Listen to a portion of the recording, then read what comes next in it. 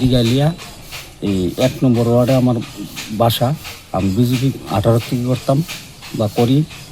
এরপরে আমার পাশের বাড়ি এরা ডেলি ইডাল দেয়। মেম্বার পদটা দিছি সরাসরি সে আমার হেয়ারস্টন করে। আপনার এই যে বিগত 4 বছর ধরে ইডালটা আছে হেয়ারসম্যানে আমার করতে আছে।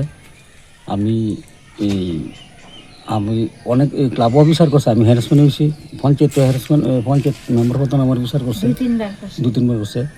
এরপরে 12 জন সাক্ষী লয়ে সেটা এরপরে আমার ক্লাব অফিসার দিছে। ওখানে মুখ্যমন্ত্রীর কাছে আমার বিনয় অনুরোধ, আমার কি বাঁচাইবেন না মারবেন, এর দূরে আমার বক্তব্য। তারপর তারা আমরা জানাইছি না, আমার পাশের বাড়িরা জানাইছে, জানা আমার বিচার আচার করছে। তারও ওই ক্লাব অফিসার দেয় এই ইডাল সেরা। এরপরে আমার মাথা নত করে আবার ক্লাবের তারা আমার করতেছে এরা ইডাল বই আপনি কোনো সাউন্ড দেন না, সহ্য করে থাকতে থাকবেন না লিয়ানতে যাবেন গা লাগা ইচ্ছা। মানে মুখ্যমন্ত্রীর কাছে আমার দূরে আবেদন, যদি আপনার সার বাঁচাইবেন, আপনি মাইলান কিছু করার নাই করে আমরা দিন আনলে দিন কাম করে বাদ খাই। মানে স্যার মুখ্যমন্ত্রীর কাছে দূরে আমার আবেদন, আপনার যদি আমার বাঁচান, আমরা ফ্যামিলিটা বাঁচাইবেন, আপনি মাইলান মদত। এটা আমি জানি না কেটা, তারা ফ্যামিলির নাম হইল, গার্জেনের নাম হইল বিদ্যুৎ দেবনাথ, তার স্ত্রীর নাম হইল কাজল দেবনাথ, তার ছেলের নাম হইল ওই নিপন দেবনাথ, নাম হইল বিজয় আর কি, নিপন করে রাখে। হোটেলে রাত্র হোটেলে মা 7টা ফোন তো করতাম পারছি না, অফিস করতেছি না, বাধ্য করতাম পারছি না। এটাও তো মূল কারণটা হ্যাঁ, বাড়ির মধ্যে ওয়ার্লিংয়ের কাজ করতো লকডাউনের সময়। তখন আমি কইছি, আমার জিজ্ঞাসা যে দাদু তোমরা যেমন আমরা এরকম কথা, মানে লকডাউন দিছে কাজ করি তো গণবসতি আমার অসুবিধা হয়। আমি কইছি যে দেখলো লকডাউন শেষ হয় না, 2 দোকান টোন দিয়ে এটার থেকেই ইস্যু করে লাগছে। সমীর দত্ত, দিঘালিয়া 1 নম্বর ওয়ার্ড, নতুন নগর দিঘালিয়া। আমার ঠিকভাবে কাজ পর্যন্ত আমার বাবা করতে পারছে না, ঘরের ভিতরে অফিস করতে পারছে না। এইভাবে সালের উপর অপরন্ত আমি মাননীয় মুখ্যমন্ত্রী কাছে একটা বিচার চাই, এটা সুস্থ বিচার চাই। আমার ছোট্ট একটা ছেলে বাচ্চা দেখছেন, মাননীয় মুখ্যমন্ত্রী এটা বার্থডে পর্যন্ত করতে পারছি না, সালের ভিতরে এটা অপরন্ত পড়তেছে। আর যে বিগত 4-5 বছর ধরে পড়ছে, মাননীয় মুখ্যমন্ত্রী আমি সুস্থ বিচার চাই। এই শিশুটা কী করছে? একজন মানুষ বহুত কিছু করে, মাননীয় মুখ্যমন্ত্রী আমার জুরাত, আমি সুস্থ বিচার চাই এটার, আর কিচ্ছু না। আমার শুরু মাইরা দিয়ে আমি লাইছি একটা মানে অ্যাপ্লিকেশন যে আমার বাবার মৃত্যুর জন্য দায়ী 12 জন।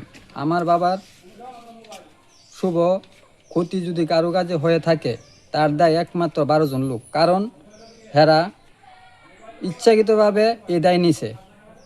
আগে যেমন আসিল এমন আমার 3টা ভাই বোন।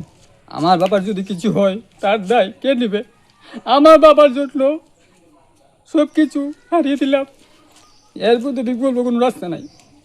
আমার বাবা চেয়েছিল আমরা 2টা মেয়ে একটা ছেলে, বাবার সুন্দরীর সংসারটা করবো।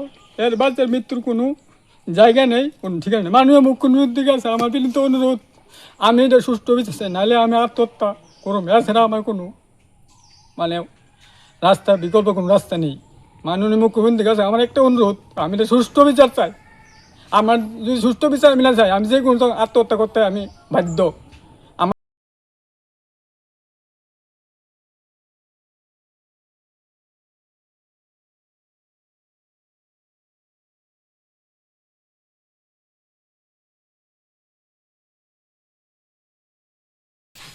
তো প্রত্যেকদিন রাত্রে দিলাইব, এমনকি 2টাও 3টাও, আবার ভোরবেলা 4টার সময় দিলাইব। দিলে যে এটা বারিন্দা থেকে দিয়ে ঘরে ঢুকে যাবে।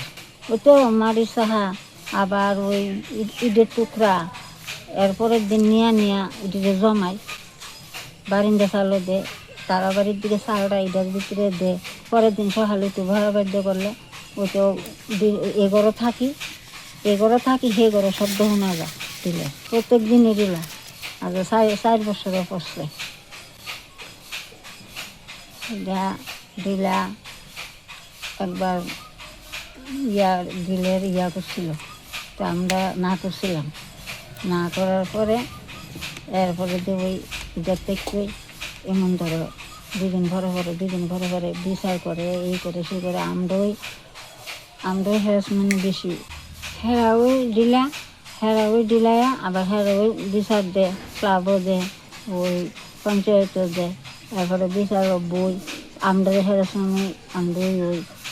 এরপরে ওখানে এইটাই আমার মুখ্যমন্ত্রীর হাতে বিচার চাই।